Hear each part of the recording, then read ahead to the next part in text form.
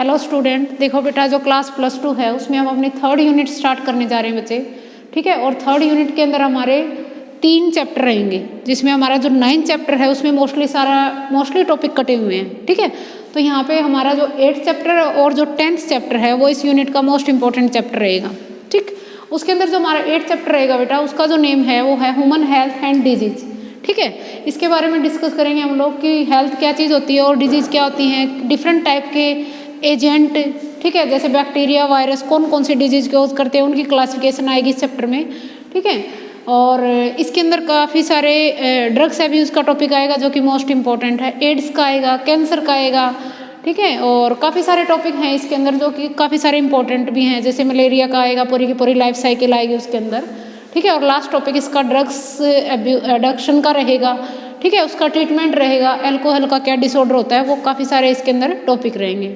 10 जो चैप्टर रहेगा वो हमारा माइक्रोब्स का रहेगा, और माइक्रोब्स के डिफरेंट आपको पता ही है कि माइक्रोब्स जो होते हैं वो हाउस होल्ड में किस किस तरह से इंपॉर्टेंट रोल प्ले करते हैं हमारी लाइफ के अंदर, इंडस्ट्रीज में क्या उनका इंपॉर्टेंट रोल है, मेडिसिन में क्या उनका इंपॉर्टेंट रोल है, सीवेज के अंदर वेस्ट वाटर को ट्रीटमेंट करने के लिए उनका क्या क्या इंपॉर्टेंट रोल है। तो 10 चैप्टर में हमारे ये टॉपिक रहेंगे। ठीक है बेटे, आज हम अपना 8 चैप्टर स्टार्ट करेंगे बच्चे, जिसका जो नेम है वो है ह्यूमन हेल्थ एंड डिजीज। अब सबको पता है कि हेल्थ क्या है। देखो, इसके अंदर 2-3 साइंटिस्ट के नाम आएंगे, एडवर्ड जेनर का नाम आएगा जिसने वैक्सीनेशन को डिस्कवर किया था। ठीक है, रॉबर्ट कोच का आएगा। ठीक है, एक विलियम हैवरी नाम के साइंटिस्ट आएंगे, और हिप्पोक्रेटस। ठीक है, ये 4-5 साइंटिस्ट इसके अंदर आएंगे, और उसको आपने देखना भी है, लर्न भी करना है।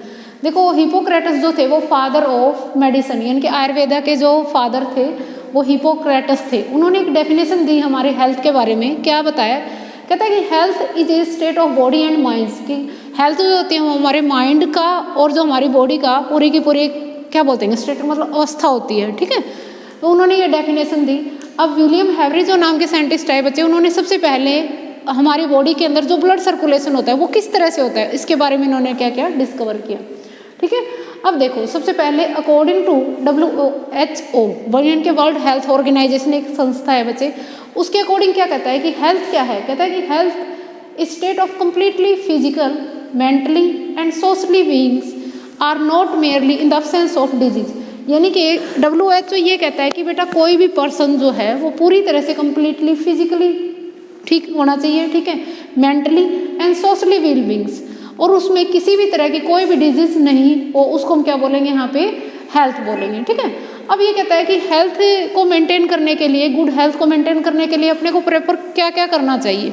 सबसे पहले हम बैलेंस डाइट की बात करें। बैलेंस डाइट का मीनिंग यहाँ पे बच्चे क्या आएगा, आपको पता है कि जो यानी कि फूड हमारी बॉडी के लिए सबसे ज़्यादा नेसेसिटी चीज़ है, क्योंकि उसके अंदर बहुत सारे न्यूट्रेंट होते हैं, और वो न्यूट्रेंट्स हमारी बॉडी के अंदर बिल्डिंग ब्लॉक होते हैं।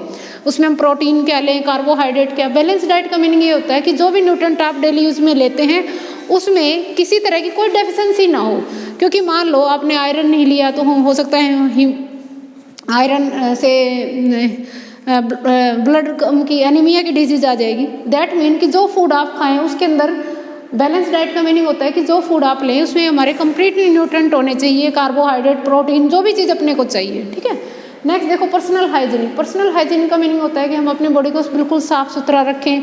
ठीक है, रेगुलर एक्सरसाइज करें, रिलैक्सेशन एंड रेगुलर स्लीपिंग, यानी कि बॉडी फिजिकल एक्सरसाइज करेंगे। ठीक है, उससे भी हमारी बॉडी क्या करेगी, एक तरह से हमारा माइंड जो होगा वो भी बिल्कुल कंफर्टेबल होएगा। ठीक है, और अवेयरनेस अबाउट द डिजीज़, कि नेचर के अंदर जिस अलग अलग तरह की जो डिजीज़ होती हैं उनके इन्फेक्शन का क्या कारण है, उनके बारे में अब अपने को क्या होना चाहिए, अवेयर होना चाहिए।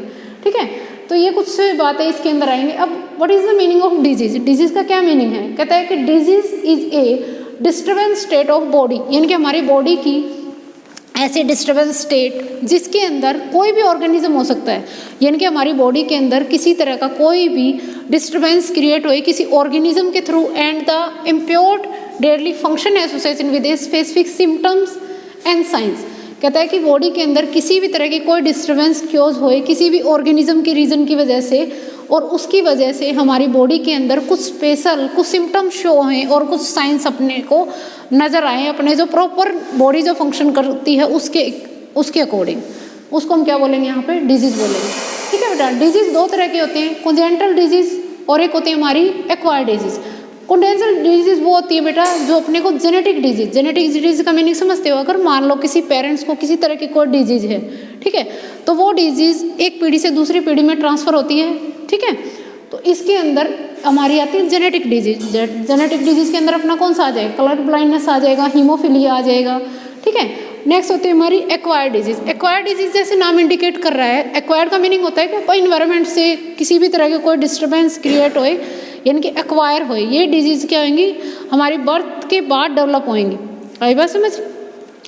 अब ये दो तरह की होती हैं बेटा, एक कम्युनिकेबल डिजीज होती हैं, जैसे नाम इंडिकेट कर रहा है इन्फेक्शनल डिजीज। इनका नाम क्या है, कम्युनिकेबल डिजीज को इन्फेक्शनल, यानी कि ये disease can be specific from a one person to another person by acquired by contact with water, food, air, और कोई भी बायोलॉजिकल एजेंट हो सकता है, जिसको हम क्या बोलते हैं यहाँ पे, पैथोजन बोलते हैं, ठीक है। कम्युनिकेबल डिजीज जैसे नाम इंडिकेट कर रहा है बेटा, इस कम्युनिकेबल डिजीज और इन्फेक्शनल डिजीज। इन्फेक्शनल डिजीज का मीनिंग समझ आता है कि कोई भी मान लो पर्सन इन्फेक्टेड है, ठीक है, तो वो क्या करेगी, ये जो डिजीज होंगी वो एक पर्सन से दूसरे पर्सन में जाएंगी किसी भी चीज़ के कॉन्टैक्ट के थ्रू। कॉन्टैक्ट का मतलब मान लो कोई जैसे वाटर बॉर्न डिजीज होती हैं, डायरिया, ठीक है, कॉलरा, ठीक है, एयरबॉर्न डिजीज होती हैं, या फूड से रिलेटेड डिजीज होती हैं। और फिर ये कोई बायोलॉजिकल एजेंट के थ्रू भी हो सकते हैं, जिसको बोलते हैं पैथोजन। पैथोजन का मीनिंग समझ आता है कि वो ऑर्गेनिज्म जो डिजीज कॉज करे उसको पैथोजन बोलते हैं। जैसे कोई बैक्टीरिया हो सकता है, टाइफाइड, वायरस, ठीक है, काफ़ी तरह के हमारे पैथोजन भी इसमें हम पढ़ने को मिलेंगे, उनकी क्लासिफिकेशन भी आएगी। नेक्स्ट आता है बेटा नॉन कम्युनिकेबल डिजीज, जैसे नाम इंडिकेट कर रहा है नॉन इन्फेक्शनल डिजीज। ये जो डिजीज होती हैं बच्चे, इनमें किसी तरह का एक पर्सन से दूसरे पर्सन में कॉन्टैक्ट के थ्रू किसी ये डिजीज नहीं फैलती, नॉट सेपरेटेड होती हैं, ठीक है। और ये क्या होती हैं, वेरी डिफरेंट टाइप की हो सकती हैं, जैसे डिजनरेटिव डिजीज। डिजनरेटिव डिजीज का मीनिंग होता है कि बॉडी के अंदर किसी ऑर्गन के अंदर किसी तरह की कोई क्या आ जाए, प्रॉपर फंक्शन के अंदर दिक्कत आ जाए, जैसे हार्ट से रिलेटेड होगी, ठीक है, या किडनी से रिलेटेड। फिर आता है डेफिशिएंसी डिजीज। डेफिशिएंसी डिजीज का मीनिंग होता है बेटा किसी भी हार्मोन्स की वजह से, किसी न्यूट्रिएंट की वजह से कोई भी डिजीज, या कोई विटामिन की कमी की वजह से, या कोई मिनरल्स की कमी की वजह से।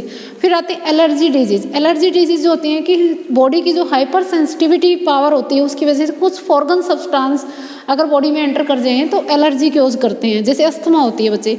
Cancer disease. कैंसर डिजीज क्या होते हैं, अनलिमिटेड ग्रोथ ऑफ किसी भी सेल का या टिश्यू का अनलिमिटेड ग्रोथ जो होता है उसको हम क्या बोलते हैं, कैंसर बोलते हैं, ठीक है।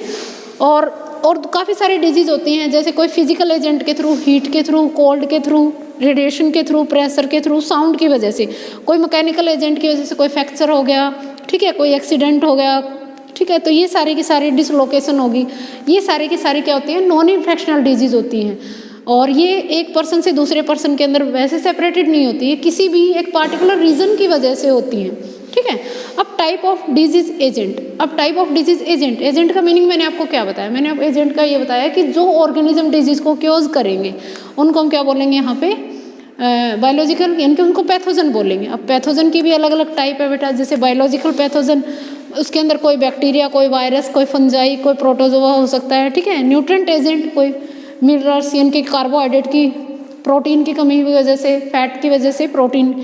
केमिकल एजेंट, ये हमारी बॉडी के अंदर जैसे यूरिक एसिड का बन जाना, यूरिया बन जाना, ठीक है।